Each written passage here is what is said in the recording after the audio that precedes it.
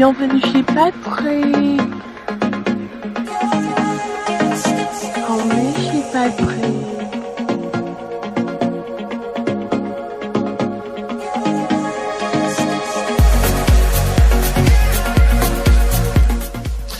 Bonjour à tous et bienvenue sur Gabon News FM. L'émission, c'est Chez Patrick, une émission d'entretien qui permet de recueillir les points de vue des hommes et des femmes dont l'action impacte la nation gabonaise. Aujourd'hui, donc, nous recevons Jean-Gaspard Ntoutoum Ahi, homme politique gabonais. Il entre en politique donc en 2009 aux côtés d'André Baobab, mais c'est davantage en tant que porte-parole du candidat Jean Ping qu'il a été mis en lumière. Il est cadre de l'Union nationale et membre de la coalition pour la Nouvelle République. Jean-Gaspard Ntoutoum Ahi, bonjour.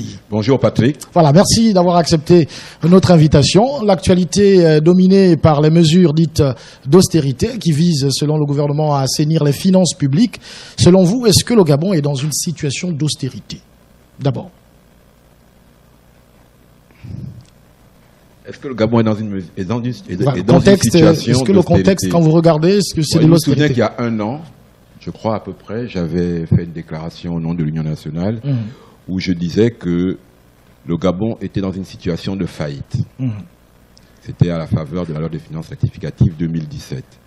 Et nos compatriotes du gouvernement avaient fait répondre par leurs hauts fonctionnaires que ce n'était pas vrai. Malheureusement, j'ai le sentiment que le 21 juin dernier, en Conseil des ministres, ils ont fini par avouer au pays la situation qu'ils tentaient vainement de dissimuler depuis là. Le Gabon est dans une situation financière et budgétaire difficile. Les ressources de l'État viennent à manquer et ne permettent plus, en fait, à la puissance publique de répondre aux besoins de dépenses. C'est cela le problème. Le problème n'est pas que les dépenses sont tellement importantes qu'on n'arrive pas à les payer. Le problème, c'est que les ressources sont devenues tellement faibles qu'on n'arrive plus à payer les dépenses. Ce n'est pas exactement la même chose. Et la difficulté avec ce qui est en train de se produire en ce moment, c'est que nos compatriotes du gouvernement, plutôt que d'essayer de se poser la question de savoir pourquoi il y a si peu de ressources, où partent les ressources du pays, se disent, mais comme il n'y a pas assez de ressources, on va essayer de baisser les dépenses. Je ne suis pas sûr que ce soit la bonne méthode. En tout cas, ce n'est pas ce que j'aurais fait si j'étais à leur place. Et ce qu'il faut en ce moment... C'est le regard que vous avez des mesures qui sont prises? Oui, ce n'est pas ce que j'aurais fait parce que d'abord, ça ne marchera pas. Ils n'arriveront pas à faire baisser la dépense. Là-dessus, je dis chiche. Ils n'y parviendront pas du tout. Tout ce qu'ils ont annoncé, parce qu'au fond, pour l'instant, ils n'ont rien fait. Ils ont annoncé, est soit illégal, soit irréalisable. On parle par exemple d'une masse salariale qui culmine à 710 milliards, alors qu'on est à 59% de recettes. Alors, oui. Mais les critères de convergence, c'est MAC, on nous dit que c'est 35%, et donc le Gabon doit s'arrimer. Et là, nous, on est à 59%. Est-ce que ce n'est pas une raison suffisante pour mener toutes les réformes qui ont été initiées? Je vais faire simple. 4 divisé par 2, ça fait 2. 8 divisé par 4, ça fait aussi 2. Et que quand vous dites que la masse salariale représente 59% des recettes, est-ce parce que la masse salariale est importante ou bien parce que les recettes sont faibles? Je vous dis, c'est parce que les recettes sont faibles. Où va l'argent du pétrole gabonais? C'est la question qu'on doit se poser. On doit se poser la question de savoir, quand on a fait les prévisions budgétaires, par rapport aux prévisions initiales, le prix du baril de pétrole a augmenté à peu près de 15 à 20 dollars. Ça veut dire qu'on devait avoir des recettes supplémentaires. Pourquoi ça ne vient pas?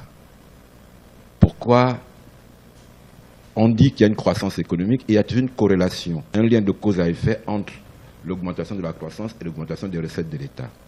Or, ce qu'on remarque, c'est que alors qu'on nous annonce une croissance économique depuis 7-8 ans, les recettes ne cessent de baisser. Les recettes propres de l'État sont inférieures à ce qu'elles étaient en 2009. Or, entre 2009 et maintenant, la richesse du pays a augmenté de près de 50%. C'est ça le problème principal. Parce que venir dire on va baisser la masse salariale, d'abord, je vous le redis, ils n'y parviendront pas. La masse salariale ne va pas baisser. Ça commence là, puisqu'il y a eu une opération de mise en mot de caisse qui a permis de déceler 6500 fonctionnaires fantômes. Vous savez, ce qui m'amuse, c'est que si vous prenez le Conseil des ministres du 27 février 2010 à peu près, il y avait eu un premier recensement au Gabon fait par ces messieurs dames quand ils se sont imposés au pouvoir pour la première fois en 2009. Et en février, au Conseil des ministres, à la suite du recensement, comme maintenant, on nous disait on a décelé 5000 fonctionnaires fantômes, ça fait 2 milliards 500 millions de francs CFA par mois d'économie, 25 milliards par an. C'était en 2010. Et je vous dis, allez-y pour les internautes qui nous suivent, tapez sur Google, février 2010, audit de la fonction publique du Gabon. Vous verrez les articles de presse dessus. On en est où aujourd'hui? Là, il s'agit des 6000 bons de caisse dont on parle. C'est après la première distribution. Viendront les réclamations. Tous ces fonctionnaires qui sont en poste à l'intérieur, mais qui sur leur bulletin de solde, c'est marqué qu'ils sont à Libreville, ils sont en train d'arriver pour réclamer leur bon de caisse. Les fonctionnaires qui sont en congé, qui n'ont pas pu être présents pour récupérer leur bon de caisse, ils sont en train d'arriver. Quand tout ce monde aura récupéré son bon de caisse, il va en rester combien? 250 à 300? Et encore, il ne faut pas complaisante. Vous savez, les fonctionnaires, ce n'est pas des miséreux qui profitent des subventions de l'État. Non. Quand on dit fonctionnaire, il faut se poser la question derrière, c'est qui? Ce sont les maîtres, les maîtresses, les enseignants qui enseignent nos enfants tous les jours. Ce sont les médecins qui nous soignent. C'est ça, les fonctionnaires. Est-ce que vous partagez l'idée selon laquelle la fonction publique ne fait pas le service pour lequel les usagers sont en droit d'attendre d'elle? Le ministre de la Communication parlait d'une administration moribonde. Vous vivez au Gabon. Est-ce que vous n'avez pas ce sentiment? Vous savez, l'administration est mise à la disposition du pouvoir politique, du gouvernement. Si le gouvernement ne sait pas gérer son administration, qu'ils ne s'en prennent pas aux fonctionnaires. C'est un de leurs anciens ministres, députés, là, qui était venu dire à l'Assemblée que les fonctionnaires n'avaient plus de papier, n'avaient plus de crayon. C'était Idriss Ngari.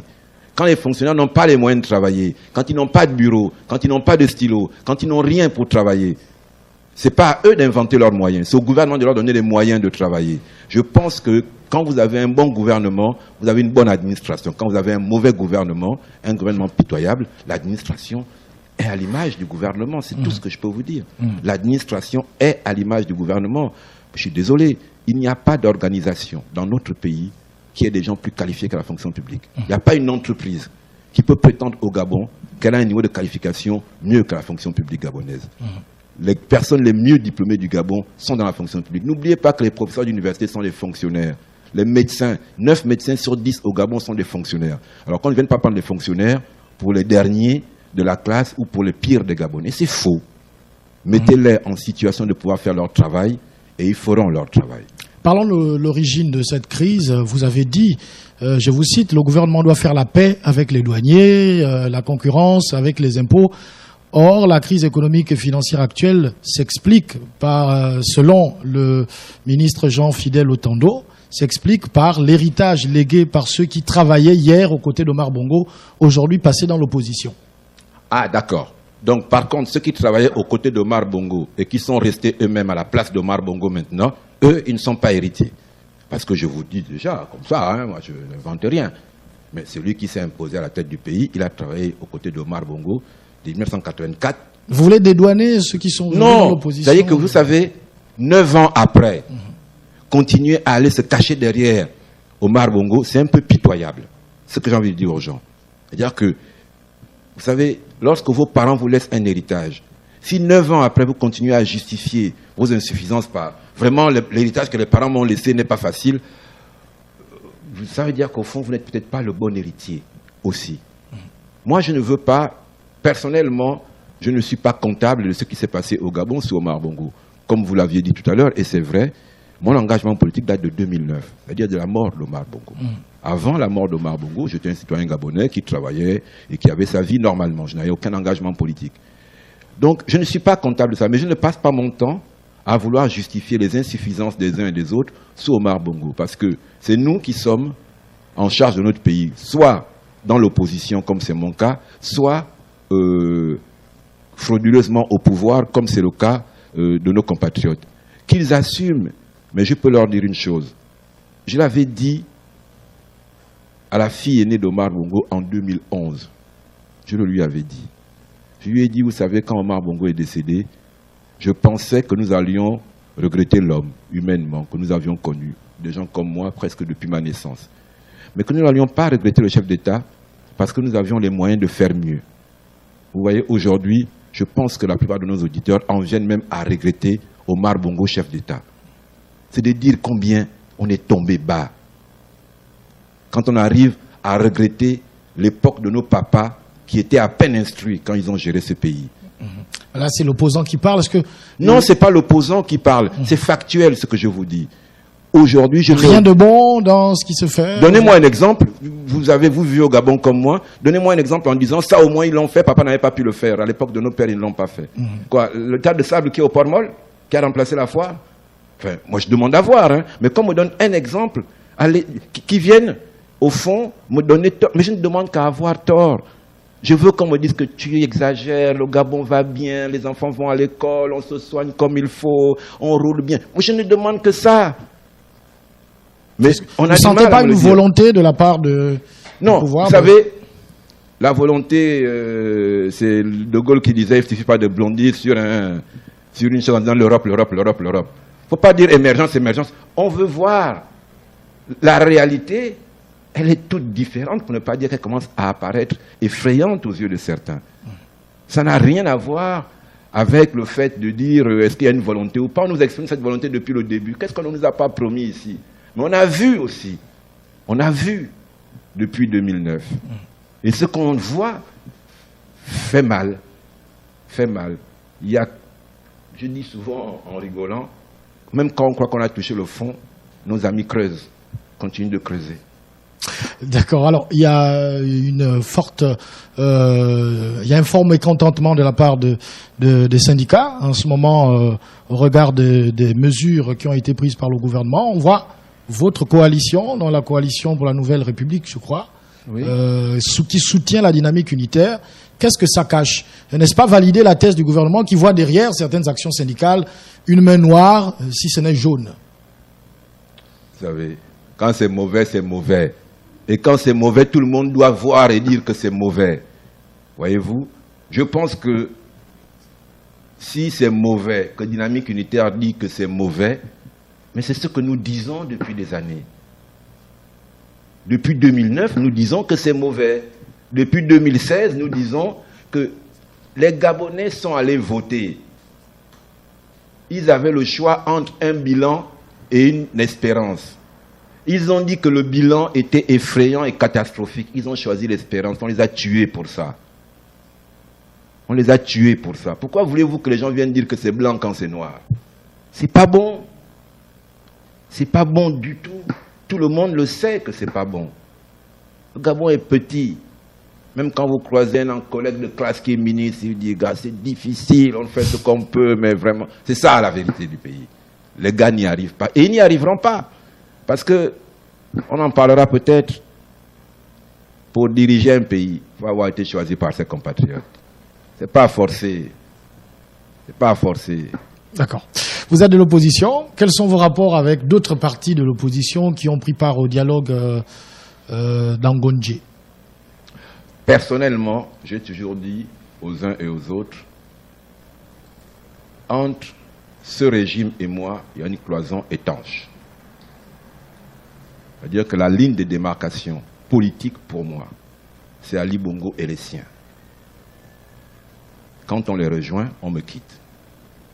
C'est aussi simple que ça. Quand on les rejoint, on me quitte. Ça veut dire quoi quand on les rejoint? Par exemple, si que celui qui est parti au dialogue d'Angondje... Si on entre au gouvernement, par exemple... Si on entre au gouvernement, on me quitte. Est-ce que c'est les rejoindre? C'est les rejoindre. Vous savez, on dit opposition, majorité. C'est clair. On ne dit pas opposition, majorité, gris au milieu. Non, c'est opposition, majorité. On a entendu, par exemple, de la bouche de certains opposants qui sont entrés que la situation actuelle permet qu'un opposant entre dans ce gouvernement sans pourtant qu'on ne pense qu'il a vendu son âme, pour utiliser son expression. Mais je ne dis pas qu'ils ont vendu son âme, j'ai dit qu'ils me quittent. Ça, c'est Ntoutoum qui parle. Celui qui rentre au gouvernement d'Ali Bongo, on n'a plus rien à se dire politiquement. C'est simple. Chez moi, c'est simple. Après, je ne dis pas qu'ils ont vendu leur âme. Peut-être que c'est moi qui ai vendu la mienne en voulant protéger les Gabonais. Peut-être que la bonne âme au Gabon, c'est celle qui trahit les Gabonais. Peut-être. Mais bon, moi, je dis que c'est comme ça. C'est moi qui... Donc, maintenant, il n'y a aucun parti politique de la coalition qui est parti au dialogue d'Angoundjé. Que ce soit clair. Tous ceux qui sont partis au dialogue d'Angoundjé ont quitté la coalition. La ligne de démarcation au Gabon, c'est entre ceux qui ont massacré nos enfants le 31 août et nous. C'est tout. Je vous trouve très dur alors que vous... Non, c'est pas dur, c'est simple. Vous me semblez voltairien quand même. Non, je suis très voltairien. Voilà. Mais il faut bien aussi savoir dire aux Gabonais qu'est-ce qui nous distingue les uns les autres. Il ne faut pas que ce soit flou. Il ne faut pas que ce soit flou. C'est quoi être dans l'opposition? C'est ne pas être d'accord avec ceux qui sont au pouvoir. Comment vous pouvez prétendre être dans l'opposition, ne pas être d'accord avec ceux qui sont au pouvoir et faire des caravanes pour aller soutenir leurs mesures, prendre les décisions avec eux au gouvernement, dire que ce qu'ils font est bien et vous êtes dans l'opposition? Il ne faut quand même pas prendre nos compatriotes pour moins qu'ils ne sont. Ayons un peu de respect pour eux si on n'a pas un peu d'estime pour soi-même. Être dans l'opposition, c'est de dire je ne suis pas d'accord avec ce que vous faites. Or aujourd'hui, prenez le cas, vous en parliez tout à l'heure, ils ont pris toutes ces mesures dites d'austérité. Vous avez entendu un membre du gouvernement clamer son opposition en disant que ces mesures n'étaient pas bonnes. Ils sont solidaires, ils ont même prêté serment. Ils ont même prêté serment pour dire à Ali, on est avec toi toujours et toujours. Quoi que tu fasses, on est avec toi. Bon. Le Premier ministre a reçu les partis de l'opposition pour expliquer le bien fondé des mesures. Non, il ne l'a pas reçu, les partis de l'opposition. Hein? Il faut qu'on soit un peu clair. Il est allé s'exprimer devant les partis politiques de l'opposition. Vous savez, c'est cette confusion-là aussi qui gêne dans notre pays. Le Premier ministre n'a pas à recevoir les partis de l'opposition. Le Premier ministre, c'est le chef de la majorité. Le chef de la majorité, c'est le Premier ministre. Le ministre qui reçoit les partis de l'opposition, c'est le ministre de l'Intérieur. Parce qu'en tant que ministre de l'Intérieur, c'est lui qui est en charge de l'administration des partis politiques. Il se trouve que le ministre de l'Intérieur a demandé à voir les partis politiques pour discuter des questions des élections. Et comme le Premier ministre voulait faire un peu son cirque avec les mesures, il est venu s'improviser à la réunion pour parler des mesures. Mais ça montre les limites du pays. Parce que quand un gouvernement prend une décision ou prend des mesures qui sont... Vous savez devant qui il va s'expliquer? Devant le Parlement. C'est ça la démocratie. Quand on prend des décisions, on va devant le Parlement et on va expliquer aux parlementaires qui sont les représentants du peuple pourquoi on a pris ces décisions qui peuvent être lourdes. Mais comme ils ont décidé que le Gabon c'est un pays très émergent, même le Parlement n'en a plus besoin, le supprime. Eh bien ils ont supprimé le Parlement. Peut-être que demain il va aussi aller au CHU de Libreville pour expliquer aux malades les mesures qu'il a eu à prendre. Alors je rappelle aux auditeurs que nous allons ouvrir le téléphone, vous aurez suffisamment de temps pour échanger avec l'invité. Pour l'instant, le téléphone n'est pas ouvert. Nous allons permettre à l'invité de s'exprimer et puis, en fonction de ce qu'il aura dit, vous aurez peut-être la possibilité, si vous voulez, de poser toutes vos questions. Comment se porte la coalition? Coalition se porte bien. Sûr? Oui, sûr. Il y a un débat au sein de la coalition. Ah oui, il y a eu. Vous savez, chez nous, ce n'est pas le parti unique. Donc il y a toujours des débats au sein de la coalition. Et on en a, oui, on en a plusieurs. Mais il y a toujours des débats au sein de la coalition. Alors, la CNR a été créée à la veille de la présidentielle 2016 et a porté la candidature de Jean Ping. Nous ne sommes plus dans ce contexte. Quel est l'avenir de cette coalition finalement? Non. La coalition a été créée au lendemain de la présidentielle. Ah, au lendemain, d'accord. Elle a été créée au lendemain de la présidentielle pour accompagner la victoire de Jean Ping. Lendemain, je vois beaucoup plus le rassemblement de tous les candidats qui ont... D'accord, la coalition, c'est-à-dire qui a permis la candidature de Jean Ping. De Jean Ping.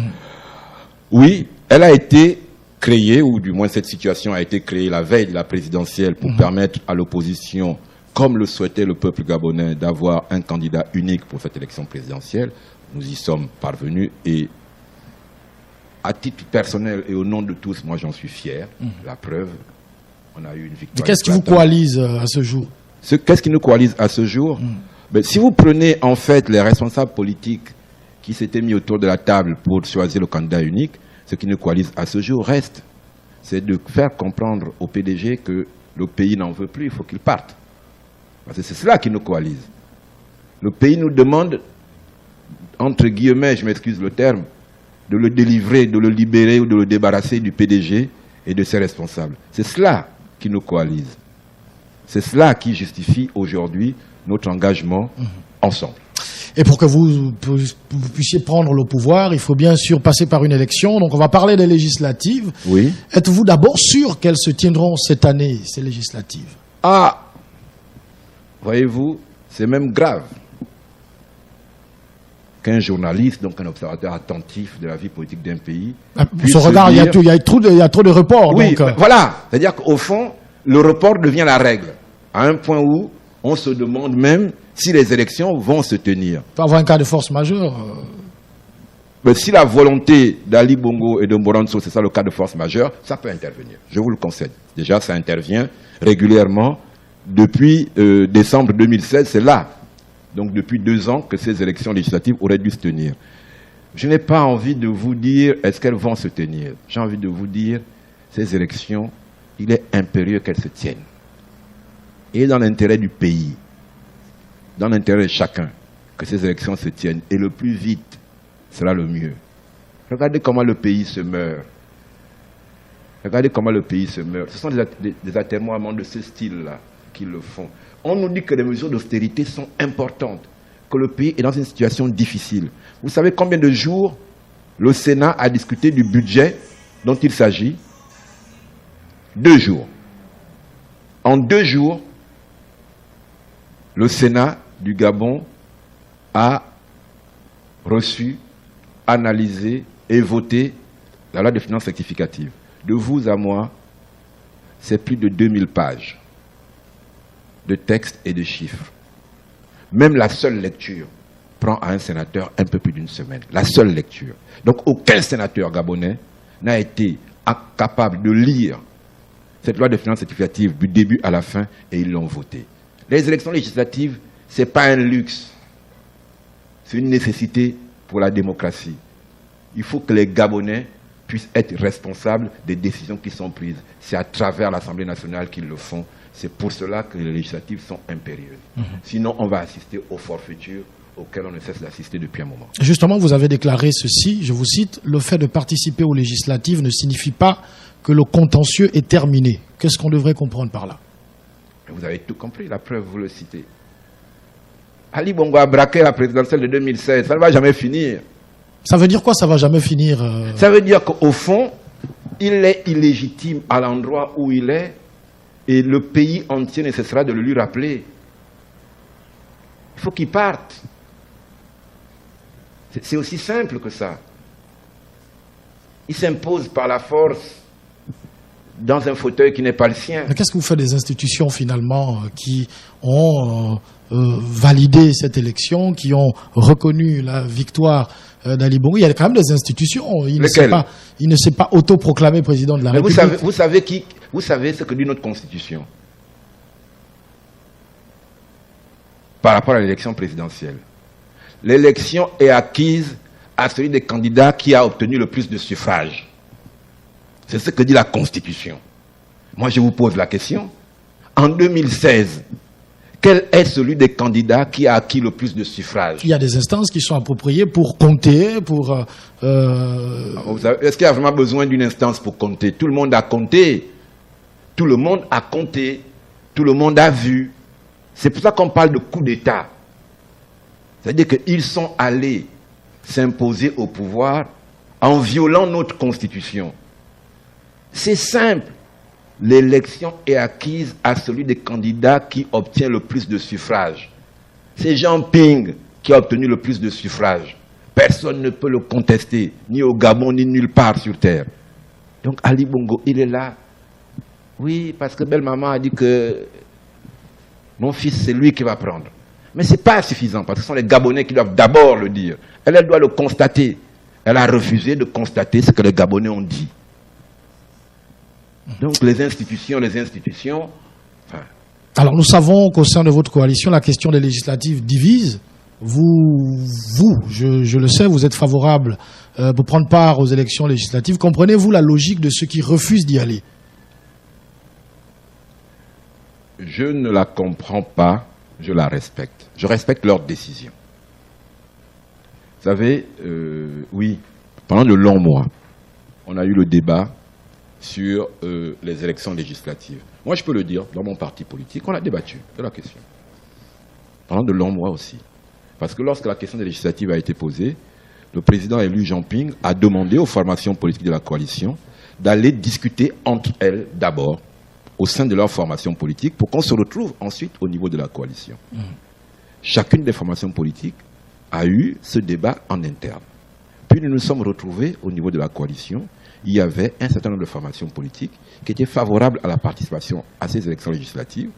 Je cite principalement l'Union nationale, le Rassemblement Héritage et Modernité, les démocrates, l'Union et Solidarité de Moukani, mais plutôt dans sa branche pour le changement. Étions d'accord, l'ARENA aussi, je crois, était d'accord pour les législatives. Et puis, d'autres formations politiques, comme le Parti Gabonais du Progrès, comme les souverainistes écologistes, n'étaient pas d'accord. Et de nos échanges, il est apparu que nous n'arrivions pas à nous mettre d'accord sur cette question. Le président Jean Ping a dit la chose suivante qui était très simple. Vous, mes compatriotes qui avez choisi d'aller aux élections législatives, il faut gagner. On va se battre, vous devez vous battre pour gagner. Ceux qui n'y vont pas, il faut respecter le choix des autres. Et vous qui y allez, vous devez respecter le choix de ceux qui n'y vont pas. Je pense que c'était une position de grande sagesse. Moi, c'est cette position que j'ai fait mienne. Je respecte les compatriotes qui ont décidé de ne pas aller aux élections législatives. Peut-être pour préciser, quel est le rôle de Jean Ping finalement dans tout cela? On a l'impression que c'est le patriarche. C'est le chef. C'est lui que les Gabonais ont élu comme président. Donc politiquement aujourd'hui, quand nous parlons, nous nous retrouvons à un moment donné autour de Jean Ping pour qu'il nous dise si la voie que nous sommes en train de suivre est la bonne dans l'intérêt du pays, parce que c'est à lui que les Gabonais ont confié le Gabon. C'est ça la vérité. D'accord. Alors, ceux qui veulent pas aller aux législatives évoquent notamment la crédibilité du scrutin. Ils évoquent ce qui s'est passé en 2016. Alors vous dites, et je vous cite encore, si je dois attendre une élection crédible au Gabon, mais que j'accepte qu'Ali Bongo sera président à vie. Fin des citations. Oui. Vous savez, en 2016, si vous vous souvenez du débat, il y a des compatriotes qui ont dit la même chose, en disant il est hors de question d'aller avec un imposteur comme Ali Bongo à l'élection présidentielle. Bon, pour vous, quelles que soient les conditions de transparence, vous y allez quand même. Vous savez, c'est une bataille. Quand vous êtes sous une dictature, le pouvoir, il s'arrache. Il faut y aller avec ses tripes. Vous vous souvenez, oui, j'ai donné de ma personne. Moi, je n'avais pas d'aide de camp. Je n'avais pas quelqu'un pour me garder. Quand en 2016, je me suis battu pour dire aux Gabonais que c'est Ping qui a gagné l'élection. Ça s'arrache avec les tripes. On n'est pas assis chez soi en train de dire j'attends que tout soit bien pour venir prendre le pouvoir. Nous nous battons. Nous pouvons ne pas être d'accord sur la méthode de l'intention, mais nous nous battons pour cela. Donc je pense qu'il faut y aller. Là, on va avoir en même temps, on nous annonce qu'en même temps que les législatives, il y aura les locales. On va faire quoi? Moi, je suis d'Akanda. Les pédégistes, ils ont bousillé la commune d'Akanda depuis qu'on leur a donné la commune. Du moins depuis qu'ils se sont accaparés la commune. Il faut qu'on laisse faire. On boycotte aussi les locales. Comme ça, César Lori, il va continuer à être maire d'Akanda. D'accord? Il faut qu'on boycotte les locales pour qu'à la mairie d'Oyem, ce soit pour le PDG. Il faut qu'on boycotte les locales pour que le 2e arrondissement passe aux mains du PDG. Mais enfin... C'est sur le message que vous avez porté récemment à Kanda, parce qu'on vous a vu, vous avez rencontré les populations du 2e arrondissement, et ce n'est un secret pour personne. Vous souhaitiez être investi par l'Union nationale comme candidat. Vous êtes déjà en campagne, monsieur Jean Gaspard? Non, il se trouve bon. Pour les législatives, j'ai demandé l'investiture à mon parti qui ne s'est pas encore prononcé sur le sujet. En même temps, je suis un responsable politique. dans une situation aussi grave que la situation actuelle dans laquelle se trouve notre pays, il est quand même de mon devoir d'aller m'exprimer et d'aller discuter avec mes compatriotes. Quand je ne le fais pas, vous me traitez d'opposant des bureaux. Maintenant que je vais rencontrer mes compatriotes, vous me prêtez d'autres intentions. Non, je vais discuter avec eux du pays et de la situation. Par exemple, oui, ils font état de ce que, nos compatriotes qui sont accaparés de la mairie en 2013, leur intention c'était de prendre les terrains d'Akanda, c'est tout. Ils n'ont rien fait pour la commune. Ils ne pourront pas nous pardonner le fait qu'on les abandonne encore entre les mains des mêmes personnes pour les 5 prochaines années. Parce que ne pas aller aux élections, c'est cela. À la fin de la journée, on ne va pas aux élections, on aura une assemblée 143 PDG avec leurs indépendants et leurs alliés. Ils seront 143, ils prendront toutes les mairies, toutes les assemblées départementales, ils prendront le Sénat, et puis on fera quoi? On va pleurer. Voilà pourquoi je dis, ne pas aller aux élections, c'est installer Ali Bongo au pouvoir. Il faut y aller. Il doit perdre. Il perdra si on y va. Voilà pourquoi on doit y aller. Et quelles sont les chances de l'opposition, notamment celle de la coalition? Mais 100% de chances. Le pays ne veut plus de ces messieurs, dames. Tout le monde le sait. Vous ne seriez pas journaliste, je vous dirais, même vous, vous n'en voulez plus. Mais vous êtes journaliste, je ne vous le dirai pas. À partir de là, on va aux élections pour demander à chacun des Gabonais de venir dire dans l'urne son choix. Vous avez un doute là-dessus? Et qu'est-ce que vous comptez apporter à l'Assemblée nationale? Qu'est-ce que l'opposition compte faire au Parlement? Ça, c'est une bonne question. Alors, on rentre dans les sujets sérieux. D'abord, on veut être majoritaire à l'Assemblée. Une fois que nous serons majoritaires à l'Assemblée, si vous regardez bien la constitution de notre pays, nous aurons le gouvernement de la République. Parce que le gouvernement de la République doit être issu de la majorité à l'Assemblée. À ce moment-là, nous pourrons amorcer l'œuvre de reconstruction de notre pays. Parce qu'il a été abîmé. Il a été abîmé. Cette reconstruction est d'abord humaine. On pourra parler tout à l'heure, si vous voulez, des questions économiques. Elle est d'abord humaine. Regardez aujourd'hui au Gabon comment, si vous êtes opposant, votre frère qui travaille ne doit pas vous fréquenter. Si vous êtes dans l'opposition, votre vie peut être en danger. Si vous êtes dans l'opposition, en prison pendant 2 ans sans être jugé. Il faut mettre un terme à cela. Il faut que notre pays redevienne un état de droit. J'ai vu là ceux qu'on a nommés pour s'occuper de la régulation de l'audiovisuel. Ils ont commencé le cirque comme les autres. Il faut mettre un terme à tout ça. Il faut que notre pays devienne un état de droit qui est au service des Gabonais. C'est d'abord humain. Aujourd'hui, l'anxiété ambiante dans notre pays vient de ce que s'est imposé à la direction du pays. Des braqueurs, on va faire simple, qui sont prêts, et ils l'ont montré, à tuer les Gabonais pour rester au pouvoir. Donc il faut d'abord ramener une forme d'espérance au Gabon. Est-ce que vous n'êtes pas un tout petit peu contradictoire? Parce que vous n'êtes pas allé au dialogue d'Agondje, alors que certaines décisions, notamment la création du CGE, c'est une décision qui a été prise au cours de ce dialogue, mais vous subissez les décisions de ce dialogue. Finalement, pourquoi n'avoir pas pris part au dialogue en tant que démocrate? Vous savez, citez-moi les grandes démocraties du monde. Je vais vous les prendre, quelques-unes comme ça. L'Angleterre, les États-Unis, la France, l'Inde. Il y a les centres des élections là-bas. Il n'y a pas de CENAP dans les démocraties. Dès que vous entendez CENAP, c'est dans les dictatures de nos pays. Non, le dialogue d'Agondje, j'ai envie de dire, le juge de paix en démocratie, c'est la loi. Le seul lien qui doit exister entre les braqueurs du PDG et moi, c'est la loi. C'est dangereux de dire, bon, je vole d'abord l'élection, après moi-même, je vais organiser un dialogue où on parle de tout, sauf de l'élection que j'ai volée. Parce que si on le faisait, et ceux qui l'ont fait ont installé, ou ont tenté d'installer Ali Bongo au pouvoir. Parce qu'en allant au dialogue d'Agondje, où on vous disait, on parle de tout, sauf de l'élection, en fait, on vous disait, en venant au dialogue d'Agondje, contrairement justement aux élections, Vous venez au dialogue d'Angondjé, vous acceptez qu'Ali a gagné l'élection présidentielle. Or, nous ne l'acceptons pas. Donc, il était hors de question d'aller au dialogue d'Angondjé, parce qu'aller au dialogue d'Angondjé, c'est trahir non seulement le vote des Gabonais, mais j'ose le dire, la mémoire de ceux qui sont morts. Pour preuve, est-ce que quelqu'un peut nier aujourd'hui que des gens sont morts le 31 août? À Angondjé, même pas une seconde de silence pour eux. Même pas un mot. C'est comme si leur mort n'a jamais existé. On a nié jusqu'à la mort de ces jeunes enfants. Donc ne comparons jamais des choses qui ne sont pas comparables. Il n'y a pas de comparaison entre le simulacre de dialogue d'Angondjé et le fait que dans ce pays, que moi je veux être un état de droit, c'est la loi qui commande. C'est la loi qui dit d'aller aux élections, c'est la loi qui fixe la date des élections. Ils pourront les bidouiller comme ils veulent, mais vous savez, si ces gars-là pensaient qu'ils pouvaient bidouiller les prochaines législatives, elles se seraient déjà tenues depuis décembre 2016.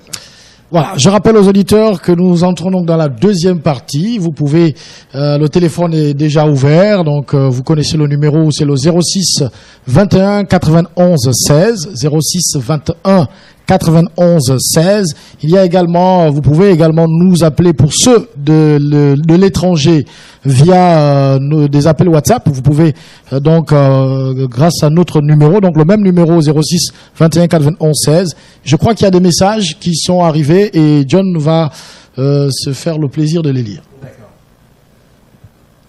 Voilà. Voilà, il y a des messages. Oui, il y a des messages. Voilà.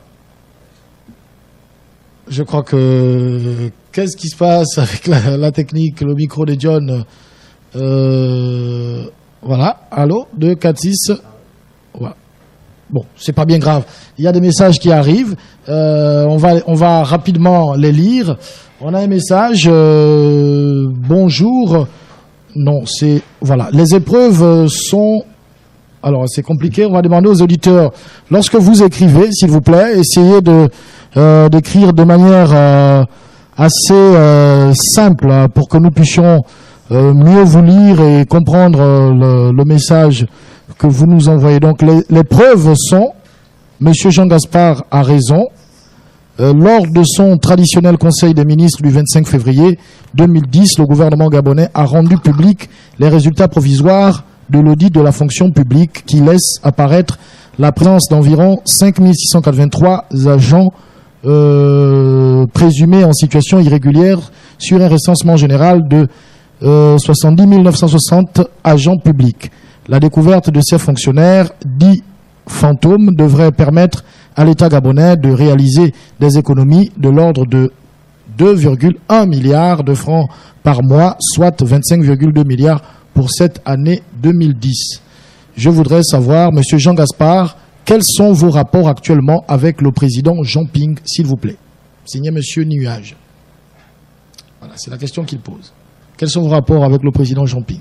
Nous avons des rapports politiques normaux, j'ai envie de dire. C'est le président de la coalition. Je suis militant de l'Union nationale qui est un parti politique de la coalition. Donc,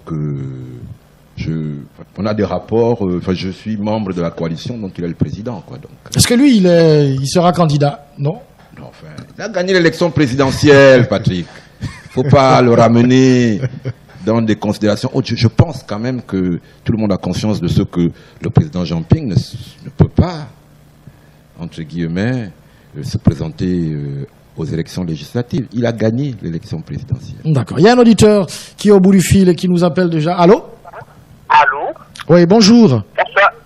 Bonjour. Bonsoir. Bonsoir. Oui. C'est Monsieur l'Indigné de la République. D'accord. Monsieur l'Indigné de la République, on vous écoute.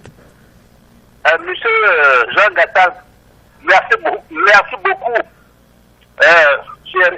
Vous êtes resté intègre et vous avez permis de façon claire, nette, précise au peuple gabonais de comprendre qu'est-ce que c'est qu'un opposant et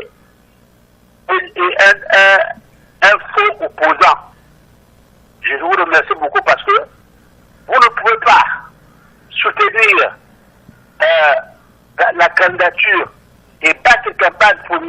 Jean Ping, et quand le président Jean Ping est élu, et qu'une horde de hors-la-loi est dévastée, braquer la présidence, vous vous retrouvez pour aller dire non, je suis un démocrate, je viens cela. Votre position vraiment me satisfait. Merci beaucoup. Je crois que les Gabonais devraient comprendre ce genre de message. Un opposant ne peut pas être à la fois dans le gouvernement de l'opposé. Je vous remercie. C'est moi qui vous remercie. Voilà. C'était donc l'indigné de la République. Vous également, si vous voulez réagir, sachez que le numéro reste le même, c'est le 06 21 91 16 pour poser vos questions à monsieur Jean-Gaspard Toutoumaï. Est-ce qu'un opposant ne doit voir que ce qui ne marche pas? Non, un opposant ne doit pas voir que ce qui ne marche pas. Un opposant doit, mais comme tout le monde, chercher les causes des difficultés qu'on a. J'ai envie de dire, bon, les Gabonais n'attendent pas de moi que je vienne leur dire, il fait beau ce matin. Ils attendent de moi que j'apporte des réponses aux problèmes ou aux maux que peut connaître le pays à un moment donné. Mais quand il y a des efforts qui sont faits, par exemple... Mais lesquels? Moi, je veux qu'on me cite les efforts. Moi, vous savez, c'est pas incantatoire. On a écouté, ils ont fait, le pouvoir a fait plus de routes en 7 ans que... Enfin, j'en ai débattu au mois de juin 2016. Ne vous faites pas le relais de cela. J'en ai débattu au mois de juin 2016 avec le ministre de l'économie de l'époque. Il était incapable de me dire combien de kilomètres de route ils avaient fait. On ne va pas revenir sur ce débat-là.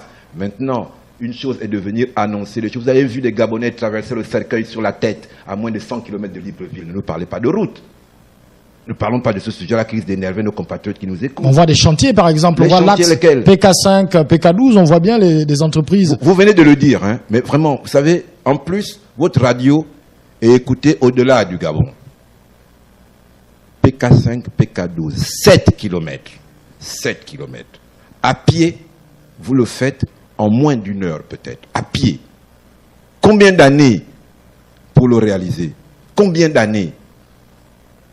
Vous savez, pendant l'intérim de 2009, on a lancé les travaux du tronçon routier Libreville-Ntoum-Kango. C'était donc en juillet 2009. C'était la défunte Madame Rogombe, qui était présidente de la République par l'intérim, qui les a lancé. Regardez l'état des routes, ça fait honte. Même quand vous savez que vous voyez, même le sujet que vous voulez évoquer, qui peut être positif, une fois qu'on essaye un peu d'en parler, on a froid dans le dos. On se demande si nos compatriotes sont normaux. Qu'on me donne un exemple de quelque chose qui a réussi. Quand des problèmes se posent, nous leur avons suggéré des solutions. Voyez-vous, le Premier ministre Oyemba a parlé au nom de l'Union nationale le 28 février 2015, en disant, à l'allure où vont les choses, le pays va droit dans le mur. Nous avons fait des propositions claires. On nous a dit que vous êtes des opposants, vous êtes des aigris, c'est normal que vous disiez cela. En 2017, c'est moi qui ai pris la parole au nom de notre parti politique, pour leur dire la même chose. Ils ont entendu? Non. Là, pas plus tard, je leur ai proposé qu'on vienne en débattre publiquement. Quand un problème se pose dans un village, on s'assoit au corps de garde, on en parle. Ils ont détruit le corps de garde. Il y a des problèmes dans le pays, qu'on s'assied, qu'on en débatte. Leurs propositions, leurs réponses ne sont pas les bonnes réponses. Leurs réponses ne sont pas les bonnes réponses parce qu'ils ne traitent pas les causes du problème. On a un auditeur qui nous envoie un message. Bonsoir, j'écoute bien l'émission. Je soutiens la coalition de Jean Ping. Dites-moi, où est mon président et quelles sont les prochaines actions? C'est Aymar de Sotega. Voilà. Quelles sont les prochaines actions et où est son président?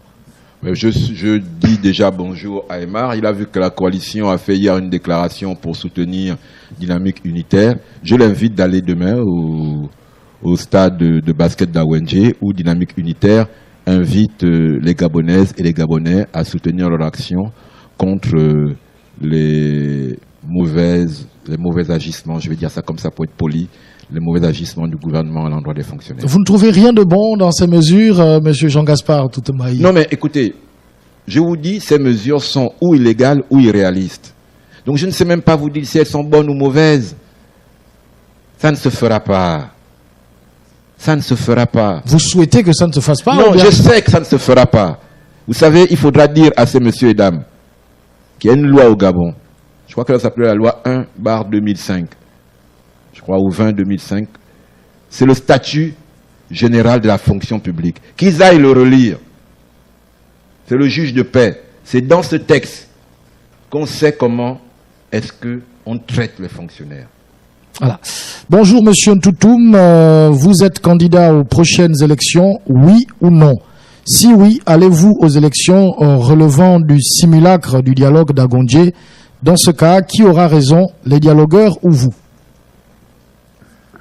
Donc, pour faire simple, je vous le disais tout à l'heure, j'ai présenté ma candidature à mon parti politique pour être candidat aux élections législatives prochaines au 2e arrondissement de la commune d'Akanda. Si je suis investi, j'irai à ces élections. J'irai à ces élections pour notre pays, pour sortir notre pays dans le chaos dans lequel il se meut aujourd'hui du fait des agissements irresponsables de nos compatriotes qui sont imposés au pouvoir. Il n'y a que cela qui me guide. Il n'y a que cela qui me guide. On peut quand même me reconnaître humblement que, à l'instar d'autres compatriotes, j'avais le choix. J'ai personnellement et en responsabilité refusé de choisir la facilité. Facilité, c'est le court terme, c'est l'illusion. J'ai fait le choix de mon pays. J'aurais pu aussi répondre aux appels. Vous avez été appelé, non? Non, j'ai dit j'aurais pu y répondre. J'aurais pu y répondre. Voyez-vous? Donc, vous savez, notre pays n'est pas dans une situation facile. Les réponses à apporter ne le sont pas non plus. Mais moi, je me suis engagé en politique parce que je pense que notre pays a besoin, à un moment donné, d'être libéré des mains de petits, enfin petits, c'est peut-être pas le bon terme, de mains de personnes irresponsables dans lesquelles il se trouve. C'est ce qui justifie mon engagement et rien d'autre. Et je pense en responsabilité que nous ne pouvons pas nous permettre de laisser à ces messieurs et dames la totalité de l'Assemblée nationale. Nous ne pouvons pas leur abandonner toutes les mairies, tous les conseils départementaux du Gabon. Parce que les prochaines élections, c'est cela. Voilà. Je veux juste rappeler aux auditeurs que les messages de soutien, c'est bien, mais nous attendons beaucoup plus des questions quand même au 06 21 91 c'est une bonne chose. 16. On a bonsoir Monsieur Jean Gaspard. Vous invitez un émergent ici, il ne sera pas soutenu. Bonsoir Monsieur Jean Gaspard Toutoumaï, je suis fier de vous et les Gabonais en général sont fiers de vous. Si nos leaders étaient objectifs et déterminés comme vous, le dictateur serait déjà parti et le président élu. Selon lui, Jean Ping restera le président. C'est pas selon lui, c'est la vérité. C'est Jean Ping qui a été élu. Voilà. N'ayez pas peur de le dire. Il y a des institutions qui, un pays est régi par des institutions. Vous savez. Vous êtes un républicain, monsieur. Je suis un parfait républicain. Mais vous savez quelle est la première institution du Gabon? La Constitution. C'est celle-là qui commande toutes les autres. Ne vous laissez pas berner à penser que quelqu'un d'autre est au-dessus de la Constitution. C'est elle qui garantit le droit à l'information. On n'a pas le droit de venir vous imposer le silence. L'information, c'est un droit. Vous avez vu en 2016 que Ping a gagné. Il faut dire que Ping a gagné. Il ne faut pas avoir peur. Il ne va rien vous arriver. 06 21 91 16 06 21 91 16. Vous vous opposez, si vous êtes choisi par votre parti, vous avez une idée de celui qui serait peut-être face à vous dans le siège que vous sollicitez. On va d'abord prendre cet auditeur qui veut intervenir. Allô? Oui, bonjour monsieur. Bonjour. Je salue votre invité. Merci, bonjour à vous. Je me présente, je suis monsieur Venkuna. Moi, je n'appelle pas sous anonymat. Monsieur Mvekuna. Voilà. Je vais poser la question à mon compatriote qui est là, pour lui dire, est-ce qu'en 2009, il n'y avait pas la loi au Gabon? En 2016, n'y avait-il pas la loi au Gabon? Mais la loi, c'est une énergie. Mais derrière une énergie, il y a un support. Si le support n'est pas tout à fait de nature à conduire une énergie, ben, vous pouvez avoir beaucoup de problèmes. Parce que, bon, moi je crois que la loi au Gabon c'est qui? La loi elle est sur les papiers, mais c'est les individus qui la mettent en application. Mais est-ce qu'il y a une volonté d'appliquer une loi qui va contre vous. Parce que moi, je ne pense pas que le Gabon s'est trouvé un seul jour sans loi. Mais les lois sont là, dans les livres, dans les codes. Mais il y a des individus qui doivent l'appliquer dans toute son impersonnalité. Est-ce que c'est le cas dans notre pays? Donc, celui qui vous parle en ce moment, c'est un spirituel. Pour lui, le problème du Gabon n'est pas un problème physique. Ce n'est pas un problème de loi. Ce n'est pas un problème de personne pour appliquer la loi. C'est un problème spirituel. C'est l'âme du Gabon qui est malade. Parce que souillé par le sang des innocents, par des pratiques fétichistes, par une sorcellerie sanguinaire, par des pratiques sexuelles débridées, par une paupérisation et précarisation outrance du peuple, amenant le peuple à émettre des alarmes et des angoisses qui finissent par créer un égrégore négatif. Et c'est cet égrégore-là qui est le problème du Gabon. L'égrégore, c'est une énergie collective. Donc, moi, je crois qu'on fera tout ce qu'on pourra. C'est ma conviction personnelle. Tant que l'âme du Gabon n'est pas nettoyée, tant qu'il n'y a pas une volonté réelle de reconnecter le Gabon, aussi bien aux énergies de nos ancêtres qu'à l'énergie divine, Christ, on fasse ce qu'on veut. Honnêtement, les problèmes du Gabon ne vont que s'empirer. D'accord. Voilà ma version. Merci beaucoup, Monsieur Mvé. Vous également, vous pouvez réagir au 06 21 91 16, comme l'a fait Monsieur Mvé. Il y a des messages. Voilà, on a du mal toujours avec le micro de John. Alors on a des messages sur notre plateforme WhatsApp. Bonjour Monsieur Jean-Gaspard Toumaï. Êtes-vous toujours confiant pour la récupération du vote des Gabonais des mains des putschistes? C'est le baobab de DPK. Voilà. Il rajoute ceci en disant comment comptez-vous vous rendre? Le contentieux n'est pas terminé. Le contentieux n'est pas terminé. Qu'est-ce que vous comptez faire? Non, mais c'est vrai que je comprends la désespérance de nos compatriotes. Et vous n'avez pas les moyens de... Mais c'est pas un jeu de poker non plus. Une chose est certaine. Regardez l'état du Gabon pour comprendre que nous n'avons pas d'autre choix de continuer à nous battre pour mettre fin à ce régime. C'est cela notre bataille. Ce n'est pas tant la bataille de Ntoutoum ou de Paul, et je peux le dire pour lui, pour une fois. Ce n'est pas non plus la bataille personnelle de Jean Ping. Notre pays est mal gouverné par des compatriotes qui braquent les élections et dilapident les ressources du pays à leur propre fin, pour leurs propres besoins. C'est cela le problème fondamental et nous devons mettre un terme à cela. Et pour cela, nous ne nous arrêterons pas et nous y arriverons. Et nous y arriverons. D'autres sont même morts en se battant pour qu'on y arrive. C'est pas parce qu'ils sont morts qu'on a mis un terme au combat qui était le nôtre. Vous le savez, je vous l'ai dit, mais tout le monde le sait. Vous savez qu'André Baobam, que j'ai commencé à faire de la politique. J'aurais pu, à son décès, me dire, mais comme Baobam est mort, je n'ai plus aucun intérêt. Or, c'est faux. Je ne me suis pas engagé en politique pour Baobam.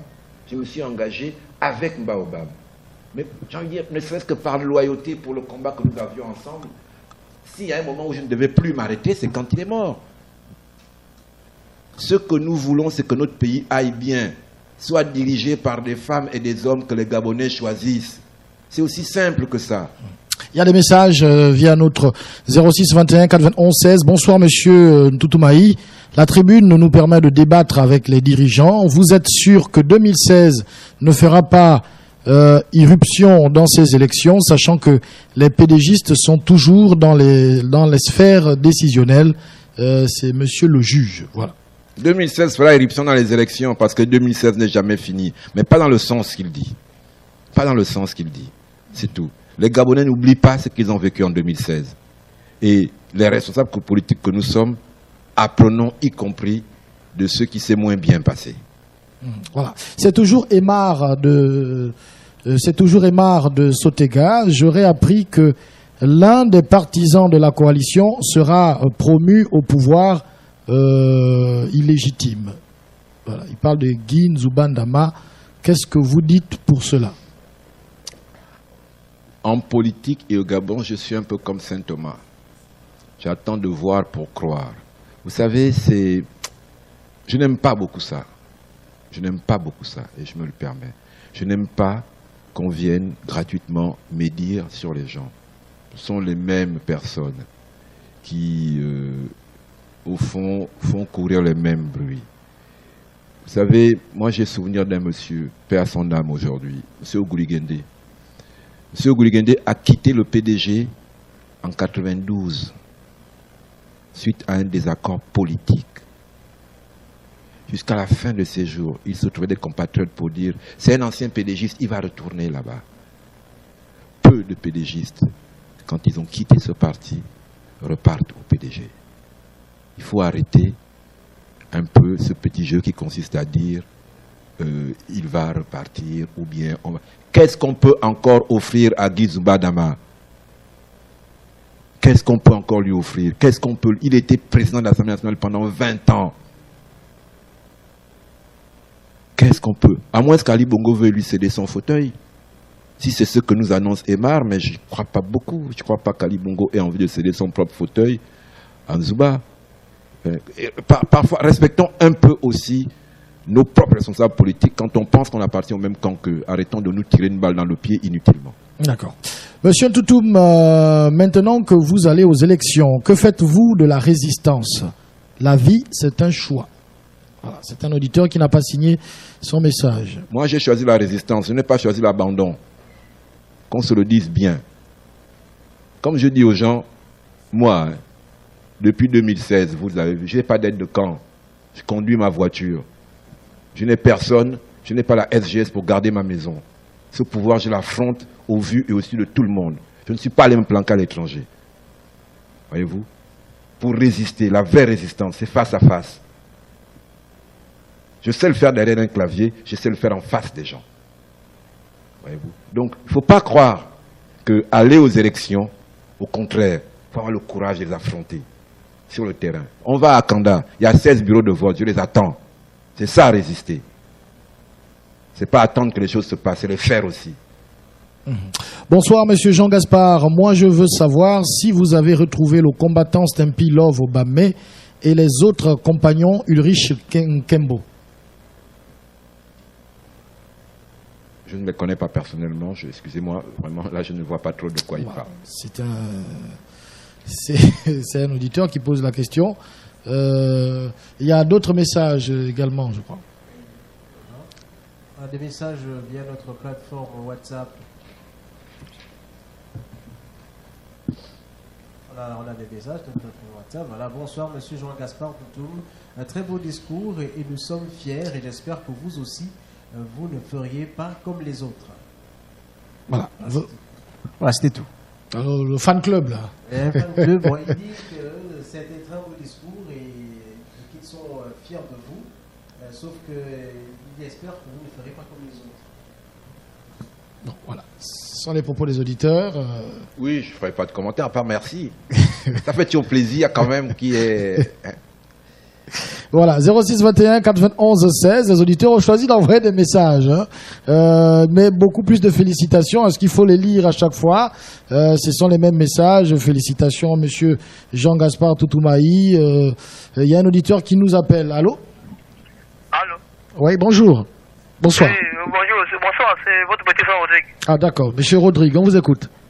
Oui, j'ai une question à poser au monsieur que vous avez invité, qui, je crois, quand il écoute, je crois que c'est un opposant. C'est monsieur Jean Gaspard. Oui. Et ma seule question que j'ai à lui poser, est-ce qu'il est chrétien ou pas? C'est tout. Ah, c'est une question, très honnêtement, hein. Qui cache une autre, peut-être. Non, c'est une question sérieuse qui est intéressante et qui est importante, hein, Rodrigue. Je vous remercie. Vous pouvez me donner un petit moment pour répondre à cette question. Je vous en prie. Je suis un responsable politique.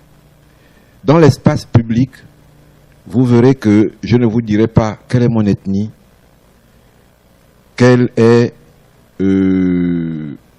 ma religion, quelle est ma région. Parce que dans l'espace public, je dois être à égale distance de chacun de mes compatriotes. Voyez-vous?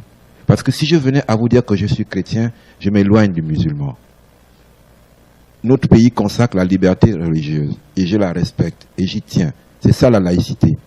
L'État, l'espace public doit être à égale distance de toutes les religions. Donc je refuse, non pas que j'ai honte de ma religion,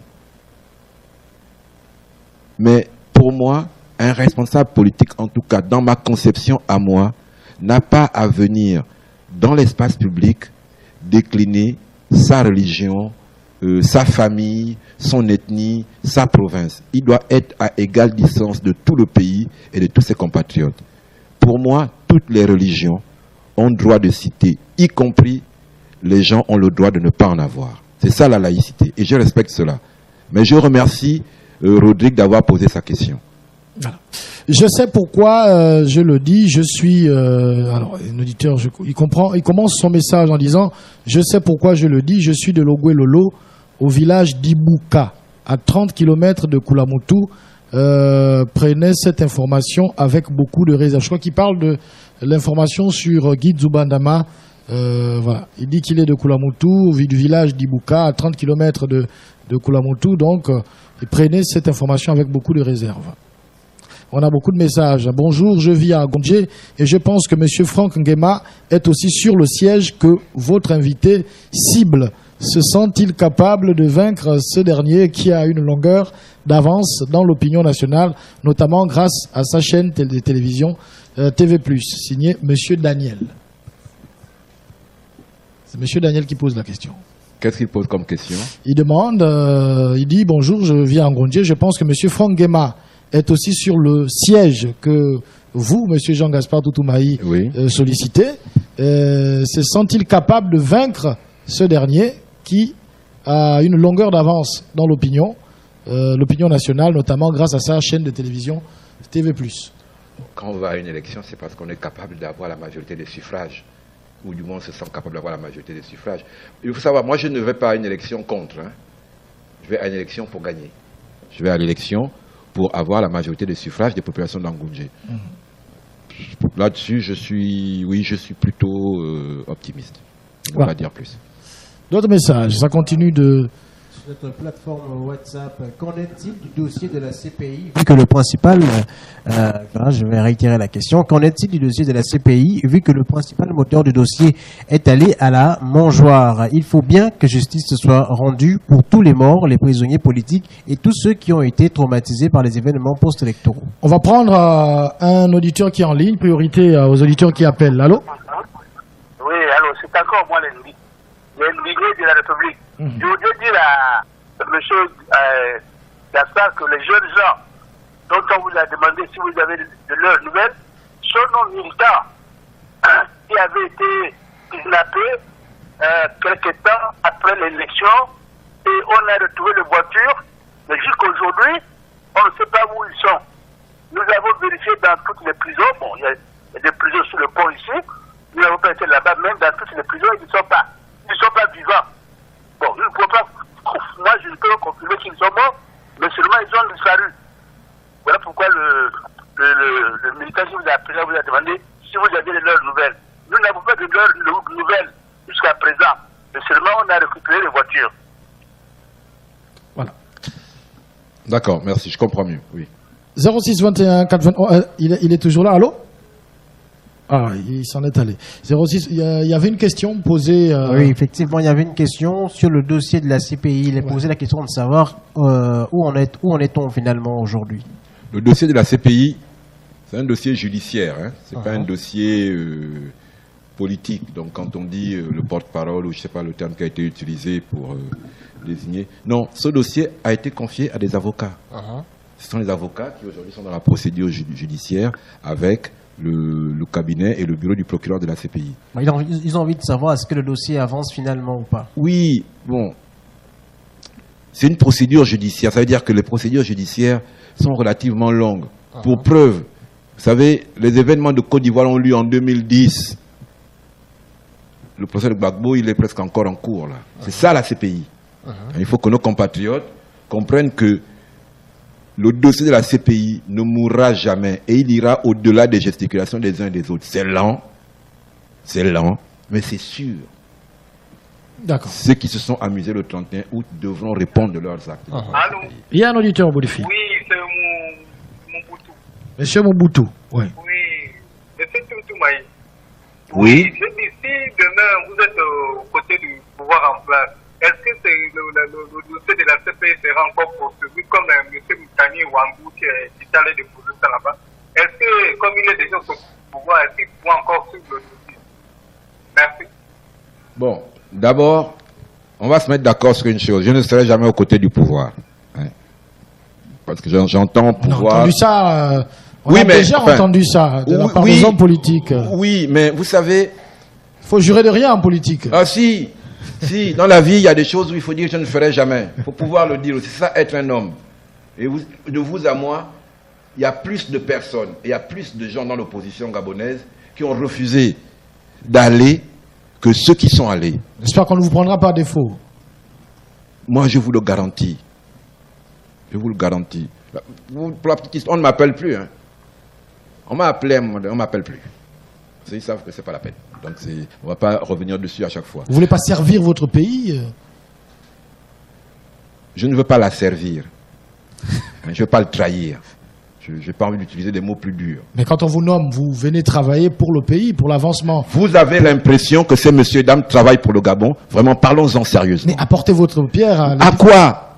À quoi? Quelqu'un est en train de brûler votre maison, vous allez apporter votre pierre en venant brûler la maison avec lui? Parce que c'est de ça qu'il s'agit là. Il ne faut pas vous laisser prendre par un discours démagogique et de dire venez au gouvernement pour servir votre pays. Qui dans ce gouvernement sert le Gabon? Aucun. Et je le leur dis, aucun d'entre eux ne sert le Gabon. C'est gaspille notre pays tous les jours. Il y a M. Daniel qui est au bout du fil. Allô? Oui, allô?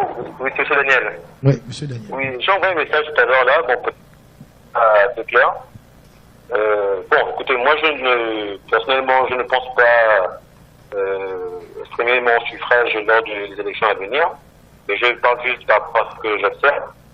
Donc, selon ce que je lis sur gabonews.com, ce que je vois des fois sur la chaîne TV+, bon, excusez-moi de citer cette voilà, mais je vois que apparemment c'est le même siège à discuter par donc les deux candidats là, donc le patron de la direction en question.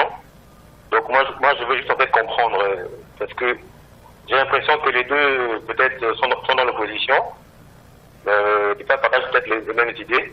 Donc est-ce que l'invité aussi pense que son adversaire, on va dire, aussi partage les mêmes idées que lui, ou bien est-ce qu'il n'est plus dans cette même phase? Et si jamais c'est le cas, est-ce qu'il est prêt à laisser sa candidature au profil de M. Franck Guéma, ou comment est-ce qu'il compte se rattraper par rapport à l'avance que l'autre candidat a déjà entamé? Voilà. Je ne sais pas si j'étais peut-être plus clair là, mais bon, c'était un peu ce que je voulais savoir. M. Franck Guéma est déjà suffisamment en avance. Lui, il est sur le terrain. Vous attendez encore la confirmation de votre parti. Ça pourra venir en retard. Et lui, il gagne du terrain. Est-ce qu'il n'y a pas possibilité, puisque vous êtes tous dans l'opposition, de peut-être vous entendre et dire, bon, on laisse passer le cheval le mieux aguerri? Bon, deux choses là-dessus. D'abord, j'ai envie de dire à M. Daniel, ce n'est pas un match de foot, Real de Madrid contre Barça, où vous êtes spectateur. Il s'agit de notre pays. Et je suis triste de vous entendre dire que vous n'irez pas voter. Je dois à la vérité de vous le dire d'abord. Hein, ce n'est pas un match de foot où on s'amuse. La deuxième chose, pour répondre à votre question, moi je suis militant de l'Union nationale. Et je suis membre de la coalition. L'Union nationale et la coalition ont un candidat et un seul à Akanda. Après, je ne suis pas juge d'appréciation des autres candidatures. Dans mon camp, dans l'opposition, nous avons un candidat à Akanda. Après, les électeurs décideront. D'accord. Il y a un auditeur. Allô? Oui, allô, bonjour monsieur. Bonjour. Oui, c'est le baobab de PK. D'accord. Le baobab des PK. On vous écoute. Monsieur Toumaï, je tiens d'abord à vous tirer mon chapeau pour avoir, avec Mastria, animé la communication du président Jean Ping pendant l'élection de 2016. Bien. j'aimerais dans un autre temps également exprimer un mécontentement. Il n'y a pas plus tard qu'un an de cela, je crois, dans un média public, vous, monsieur Jean Gaspard, vous avez déclaré qu'il n'était pas possible d'aller à une quelconque élection avec Ali Bongo, surtout pas dans les conditions actuelles. Je ne sais pas s'il vous souvient. Alors, étant donné les faits des choses, aujourd'hui, le contentieux électoral relatif à l'élection présidentielle de 2016 n'est pas épuisé, mais vous nous invitez à repartir à une autre élection avec le même pouvoir, avec le même appareil, avec les mêmes personnes. Bon, finalement, moi je ne comprends pas. Est-ce que c'est pas un jeu de dupes là vis-à-vis du peuple? Parce que nous avons déjà assez souffert de cette histoire. À chaque fois, nous vous faisons confiance, surtout ceux de l'opposition, parce que nous en avons assez de ce système, nous en avons assez de cette famille qui ne fait que abuser du peuple. Mais vous à qui nous accordons notre confiance, mais à chaque fois vous nous dites, allons-y, nous allons faire le reste. Quand nous vous faisons confiance, mais malheureusement, les mêmes causes produisent les mêmes effets. Monsieur Jean Gaspard, est-ce que là, il n'est pas possible d'abord d'épuiser le contentieux électoral, récupérer le vote des Gabonais? À l'issue de cela, si le président, quand le président que les Gabonais auront choisi sera installé, il organise l'élection dans des conditions raisonnables.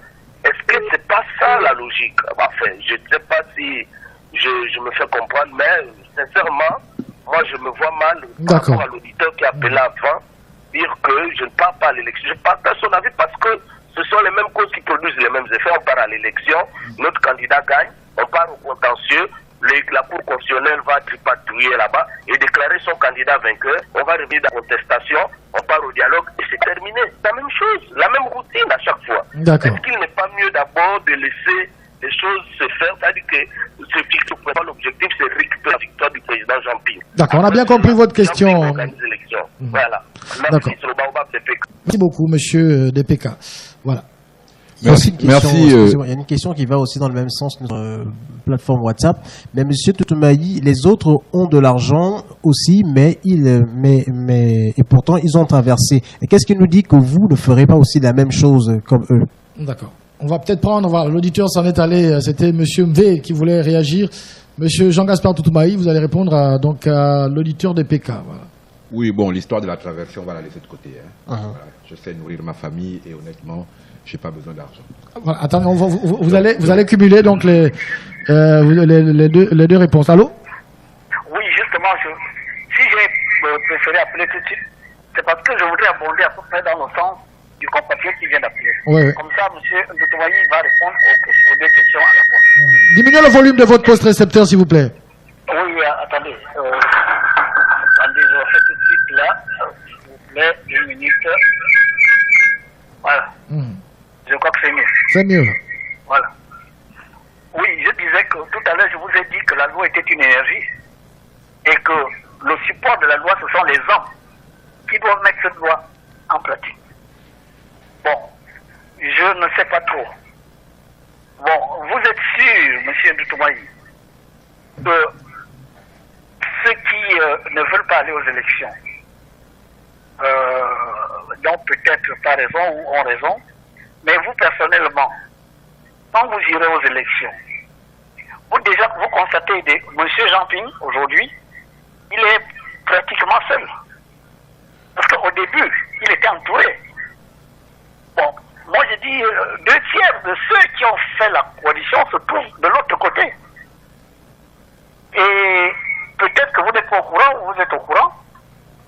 Les cartes d'électeurs sont en train de se faire acheter par les mêmes personnes, les mêmes pratiques en cours là maintenant. Et quelle garantie vous avez de gagner une élection au Gabon, vous, l'opposition?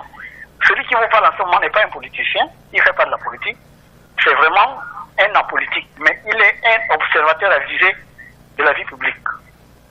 Je vous jure, je ne vois pas l'opposition gagner une élection au Gabon.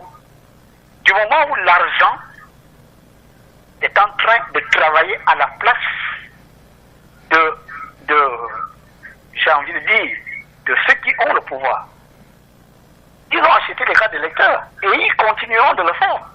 Vous avez vos militants qui vendent des cartes d'électeurs. Mais après, qu'est-ce qui va se passer si vous perdez l'élection? Vous allez avoir recours à quoi? À la loi? Mais appliquée par qui? Voilà l'histoire. Ça, c'est un. De deux. Très rapidement. Oui, rapidement. Avant de penser aux élections, s'il vous plaît, monsieur Ntoutoumani. Mais le pays traverse une crise en ce moment. Le peuple risque de descendre dans la rue dans les prochaines heures ou je ne sais pas trop quoi, à cause d'un certain nombre de mesures qui, aujourd'hui, font le mécontentement général. Est-ce que ce n'est pas mieux d'abord de voir comment on peut régler cette situation avant de penser aux élections? Les élections, on n'en est pas encore la date. Quelle est votre attitude par rapport à la situation actuelle du pays? Merci. D'accord, voilà. On va permettre à l'invité de répondre à toutes ces questions. Il y a un engagement que je me suis fait à moi-même quand je me suis engagé en politique. Ne jamais tromper mes compatriotes. Ne pas leur raconter ce que je sais ne pas être la vérité. Ne pas les bercer d'illusions. C'est ce à quoi je me tiens. Vous savez, en 2009, c'est André Baobam qui a gagné l'élection présidentielle au Gabon. J'étais dans l'équipe de campagne d'André Baobam. J'ai passé 7 ans à réclamer la victoire d'André Baobam. J'ai passé 6 ans, jusqu'à sa mort, à attendre qu'il prenne le pouvoir. Je ne dis pas que c'est la seule raison, mais c'est un peu aussi ce qui a participé à ce qu'on puisse avoir un putsch en 2016. Ne répétons pas les mêmes erreurs. Parce que je ne faisais que réclamer la victoire d'André Baobam, plus rien n'avait d'importance. Parce que je ne faisais que réclamer la victoire d'André Baobam, on a fait l'impasse des législatives de 2011. On a fait l'impasse de la nomination par le président de l'Assemblée nationale de 3 membres de la Cour constitutionnelle, de 3 membres du CNC. Voilà. Et on est arrivé en 2016 avec Ali Bongo qui contrôlait toutes les institutions du pays et qui fait qu'aujourd'hui, vous êtes en face de moi, Patrick, vous dites les institutions ont parlé. Oui. Mais si en 2016, il s'était trouvé 3 membres de la Cour constitutionnelle nommés par un président de l'Assemblée nationale de l'opposition, peut-être, je ne dis pas que c'est certain, mais peut-être que ces institutions auraient dit autre chose. Il faut savoir raison garder. La situation de notre pays impose qu'on soit un tant soit peu responsable. Qu'on prenne le risque, oui, de dire à nos compatriotes ce qu'ils n'ont pas envie d'entendre. Ils sont allés voter en 2016. Ils ont élu Jean Ping comme président. Ali Bongo et les siens ont braqué l'élection. Ils ont tué des Gabonais pour ça. Ça, ce sont les faits. Ce sont les faits. Vous voulez que ça se reproduise? Vous voulez que je continue jusqu'en 2023 et en 2023, on va me rééditer la même chose? Non. Non. Je le dis là. Oui. Notre ami nous annonce que demain, les Gabonais prendront la rue. Mais ce n'est pas moi qui vais empêcher aux Gabonais de prendre la rue. Ce n'est pas moi qui vais empêcher aux Gabonais de prendre la rue. Si je les envoyais dans la rue, on dirait, oui, c'est vous qui envoyez les Gabonais se faire massacrer. Non. Je dis aux Gabonais, lorsque viendront les élections pour choisir les dirigeants de votre pays, allez-y voter. On ne distribue pas encore de cartes d'électeurs que certains nous disent qu'on en vend. On vend quoi, le vent? Aucun Gabonais n'a encore reçu de carte d'électeur à ce jour. Alors qu'est-ce qui se vend au quartier? En 2015, j'ai été à l'élection partielle de Bitam. Le PDG est venu, c'est un ministre en fonction qui était candidat, on l'a battu à plate couture. À 21h, on avait tous les résultats. Nous savons, les élections législatives, ce n'est pas l'élection présidentielle. Il ne s'agit pas du même mode de scrutin. Non, c'est une petite circonscription. Comme je dis aux gens, à Akanda, il y a 16 bureaux de vote. On va voter. À 20h, on aura les résultats et on saura qui les Gabonais d'Akanda ont choisi comme député. C'est aussi simple que ça, ils ne pourront pas tricher. Donc arrêtons aussi d'avoir peur ou de faire peur à nos compatriotes en pensant qu'on n'est plus capable de savoir gérer une élection. S'ils ont massacré les Gabonais le 31 août, c'est parce que dans les urnes et dans les bureaux de vote, ils n'ont pas été capables de tricher. Il faut qu'on le dise. Il faut qu'on dise aux Gabonais qu'il y a 8 gouverneurs sur 9 qui ont proclamé Jean Ping vainqueur de l'élection présidentielle le 28 août. Avant le 28 août au soir. Et que le 28 août au soir, après les résultats des 8 gouverneurs, il était impossible à Ali Bongo de pouvoir encore se déclarer vainqueur. Et c'est à cause de cela qu'ils ont massacré des gens. Parce qu'ils ne peuvent plus tricher une élection dans les urnes. Parce qu'ils ne savent plus truquer les élections. Parce que les Gabonais savent choisir leurs dirigeants. C'est tout. On a un message. J'admire beaucoup votre franc-parler et votre combat. Si vous garantissez que notre vote sera respecté, j'irai au vote. Signé Monsieur Daniel. Allez voter, votre vote sera respecté. Si vous êtes à Kanda, je vous garantis que votre vote sera respecté. Votre réponse sur votre expérience après Amo m'a convaincu. Je vous remercie. Signé Monsieur Daniel. Voilà. Merci. On a d'autres des messages sur notre plateforme WhatsApp. Et ce que vous dites que vous ne serez jamais du côté du pouvoir n'est pas suffisant pour nous. Et par rapport aux élections, vous êtes contradictoire. Monsieur Toutumaï, oubliez les élections législatives et vous ne pouvez pas gagner les élections là face à la machine PDG si vous allez de façon individuelle. Un autre message, Monsieur Gaspard. Sur quelle institution comptez-vous pour aller aux élections, d'autant plus que le PDG détient le titre foncier de la Cour constitutionnelle? C'est Monsieur Gabin. 2 ou 3 choses simples. D'abord, nous n'allons pas en rang dispersé aux élections, puisque je vous l'ai dit tout à l'heure, au niveau de la coalition, tous les partis politiques de la coalition qui ont décidé d'aller aux élections législatives, sont en train de travailler pour que nous allions sur tous les sièges avec des candidats uniques, comme on a pu le faire pour l'élection présidentielle en 2016. Donc, nous n'allons pas en rang dispersé aux élections législatives. C'est la première chose. L'autre chose, c'était de dire... parler de la Cour constitutionnelle. Non, aux élections législatives, ça n'arrive pas à la Cour constitutionnelle. C'est ça que je dis au Gabriel, c'est un peu plus simple que ça. Quand on va aux élections législatives, je prends l'exemple de ma circonscription d'Akanda, il y a 16 bureaux de vote. Dès qu'on a fini de proclamer dans les 16 bureaux de vote, on va à la centralisation, à la mairie d'Akanda, où se trouvera le président local du CGE. C'est lui qui proclame, il fait juste une addition et puis c'est fini. Il n'y a pas de... Ça ne va ni à la Sénat centrale, ni à la Cour constitutionnelle. Bon, le perdant, s'il est mauvais perdant, il pourra aller à la Cour. Ça finit là. On est quand même capable de surveiller 16 bureaux de vote. Je sais, à Akanda, Jean Ping a fait 70% en 2007. Les résultats sont là, ils sont connus, c'est officiel, on a les PV. Ce sera la même chose aux législatives. Il n'y aura pas besoin d'aller à la Cour constitutionnelle. Que les gens cessent... C'est un peu une intoxication de pédégistes pour décourager les gens qui disent « Mais non, vous savez, la Cour constitutionnelle va encore... » C'est faux.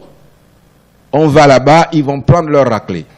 C'est aussi simple que ça. Mais on est déjà habitué à ce genre de discours. On a notamment été témoin de cela en 2009 avec Mao. Non, je vous redis la chose suivante. Oui. L'élection présidentielle, ce ne sont pas les élections législatives.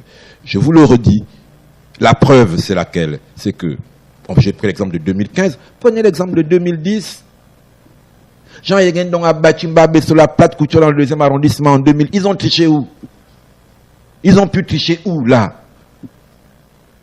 Un candidat qui a 30 bureaux de vote ou 20 bureaux de vote à surveiller, et après c'est fini. L'élection présidentielle pose la difficulté suivante.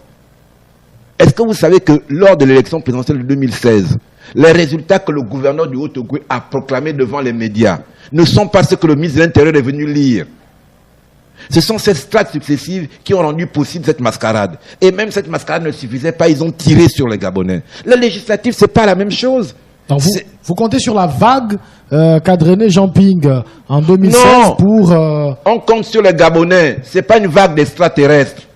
Ce sont les Gabonais. Mais c'est pas les mêmes enjeux quand même. Oui, les Gabonais qui ont voté en 2016 sont les Gabonais qui veulent mettre un terme à ce régime. Oui, à moins que vous me disiez que depuis 2016, mais ils ont tellement réussi. Les législatives, j'ai mon oncle que je soutiens. Parce que c'est un proche à moi, par exemple, qu'il soit au PDG ou je ne sais où. Ah bon? C'est différent d'une élection présidentielle. Je ne crois pas. Les gens peut-être voteront par affinité, Je ne crois pas. Les gens votent une politique. Ne croyez pas que nos compatriotes sont aussi simples que vous voulez les décrire. Ça s'est passé en France récemment. Le jeune président français, M. Macron, il a gagné l'élection présidentielle. Il n'avait pas de parti politique. Il est parti aux législatives, et bien il a gagné les législatives tout de suite. Pourquoi? Parce que les Français voulaient changer de politique. De la même manière, au Gabon, Je peux vous le garantir, vous êtes PDGiste, vous partez dans votre village. Il y a des barons politiques. Même s'ils sont barons, je vous dis aujourd'hui, vous êtes PDGiste, vous partez dans votre village. Si Jean Ping a gagné, Ali Bongo a perdu, vous allez perdre. Vous allez perdre. Parce qu'ils ne veulent plus des PDGistes dans votre village. C'est aussi simple que cela. On a un auditeur au bout du fil. Allô? Oui, monsieur Patrick. Allô? Allô? Je répète à monsieur Ndoutoumagui, ce n'est pas le PDG que vous aurez en face de vous, mais c'est l'argent. À un journaliste français, il y a de cela une dizaine ou une vingtaine d'années, on lui avait posé la question, ce qui fait la force du pouvoir en Afrique. Il avait dit deux choses, l'armée et l'argent. Est-ce que vous êtes sûr que contre ces deux forces, l'opposition a une chance de gagner? Je ne parle pas forcément du Gabon, je parle de l'Afrique en général. Ce qui fait la force des pouvoirs en Afrique, c'est l'argent et l'armée. Bon, quand je vous dis qu'on vend les cartes d'électeurs, il ne s'agit pas forcément des cartes d'électeurs. Non, il s'agit des gens qui donnent leur carte d'identité contre 50 000 francs. Et c'est quelqu'un d'autre qui va enregistrer son nom là, pour la liste électorale. Il va récupérer la carte. Je vous dis que c'est ce qui se fait sur le terrain. De toutes les façons, ça s'est déjà fait. Ça s'est toujours fait comme ça. Mais je ne sais pas, est-ce que vous avez quelque chose contre ça? Puisque c'est ce qui justifie que certains ne veulent pas aller aux élections. Ils préfèrent peut-être, je ne sais pas, trouver des moyens judiciaires pour dire, bon, on met d'abord tout à plat avant d'aller aux élections. D'accord. C'est de ça qu'il s'agit. Merci, monsieur Mvé. On va laisser le temps. Oui, chers compatriotes, il faut que je vous dise, il faut que je vous le dise. Respectons les Gabonais. Respectons nos compatriotes. Même s'ils sont pauvres, respectons-les. Vous pensez que les PDGistes ont moins d'argent qu'en 2016? Vous pensez qu'ils n'ont pas proposé de l'argent aux Gabonais en 2016? Vous pensez qu'ils n'ont pas donné d'argent aux Gabonais en 2016? Les gens qu'ils ont payés, transportés, sont allés voter contre eux dans les urnes. Ce n'est pas dans les urnes que le problème s'est posé en 2016. C'est au QG de Jean Ping où ils ont tiré sur les gens. Je refuse qu'on continue à insulter les Gabonais en disant ils se font payer 50 000 par-ci, ils font ceci par-là. On sait aujourd'hui combien les Gabonais respectent leur propre vote quand ils vont voter. Ne laissons pas croire que le Gabon est un pays de corrompus à qui on donne 50 000 pour chaque. Cette époque-là est révolue. Elle est révolue. Alors, on a des messages sur notre plateforme WhatsApp. Monsieur Gaspard, comment va le président élu Jean Ping? Nous voulons de ces nouvelles. C'est le Baobab des pays. Un autre message. Le président Jean Ping va très bien. Voilà. Après, attendez. Voilà, monsieur Toutoum, quand vous allez gagner, vous allez changer quoi? Ne nous faites pas douter de vous. Oubliez les élections. Si vous pensez que rien ne va changer dans ce pays du fait des élections, alors, je suis désolé de vous le dire, adhérez au PDG. C'est le seul parti au Gabon qui ne veut pas et qui ne croit pas aux élections. Je me suis engagé en politique parce que je crois en la démocratie. Nous sommes quasiment au terme de l'émission, on va vous laisser poursuivre et voilà. Vous allez en même temps donner votre mot de la fin. Voilà. Je me suis engagé en politique parce que je crois aux élections et je crois en la démocratie. Je crois que les pays qui se portent le mieux sur terre sont les pays où les dirigeants sont choisis par les peuples librement. Mais ça ne s'offre pas sur un plateau en argent. Ce sont de rudes batailles. C'est parfois des décennies, des siècles de batailles. C'est cette bataille que nous menons. Nous la menons pour qu'un jour notre pays aille bien. Je rêve qu'on parle de mon pays, non pas comme on parle du Tchad. Non, je veux qu'on parle de mon pays comme on parle de la Nouvelle-Zélande, de la Suède, de la Finlande. J'ai ces rêves-là pour le Gabon. Je veux que ce soit un pays qui soit bien, où les gens sont épanouis, qui soit un pays qui soit montré en exemple. Je ne veux pas que ce soit le pays que le Malien montre pour dire je ne veux pas que le Gabon soit comme le Haut, je ne veux pas que le Mali soit comme le Haut-Ogooué aux élections. Ça fait honte. Je ne veux pas qu'il y ait 100 élèves dans les salles de classe de mon pays. C'est pour ça que je me suis engagé en politique. Et je me suis engagé en politique en démocrate. Je crois au bulletin de vote. Je l'ai dit une fois et on a eu du mal à se comprendre en disant que le bulletin de vote est plus fort qu'une balle de fusil. Parce que dans les pays où c'est le bulletin de vote qui gouverne, le pays se porte bien. Dans les pays où c'est la balle de fusil qui gouverne, regardez l'état du Gabon et vous comprendrez qu'on ne veut pas de ça. Merci beaucoup, monsieur Jean-Gaspard Toutoumai. Nous sommes arrivés au terme de cette émission. Peut-être on va lire les derniers messages, quelques messages. On ne pourra pas lire tous les messages parce que le temps qui nous est imparti est quasiment terminé. Si nous allons aux élections organisées par un pouvoir contesté et que l'on ne reconnaît aucune autorité, n'est-ce pas là un paradoxe? Un autre message, mais vous ne pouvez rien changer. Seul, c'est le problème et on n'a rien contre vous. Voilà, on remercie les auditeurs qui nous ont écoutés depuis les États-Unis, la France, la Côte d'Ivoire, le Sénégal, l'Afrique du Sud, l'Espagne, le Congo, le Cameroun, le Bénin, le Nigeria, le Canada et aussi au Qatar. Voilà, nous disons donc merci à monsieur Jean-Gaspard Toutoumai d'avoir accepté notre invitation. La prochaine émission, vous aurez à cette place un autre invité, peut-être quelqu'un de camp d'en face, pourquoi pas. Et merci à tous les auditeurs qui ont participé à cette émission. C'est le premier numéro, donc premier numéro de 2018. Premier invité, Jean-Gaspard Toutoumai. Qu'est-ce que ça vous a fait en une seconde? En tout cas, c'est agréable. En plus, je suis né à 50 mètres de vos studios. Donc, je me suis retrouvé en train de parler avec vous dans mon quartier où j'ai grandi. C'était un plaisir, c'est la Montagne Sainte. Merci beaucoup. On se retrouve donc la prochaine fois, surtout chez Patrick. Voilà. Au revoir et à bientôt.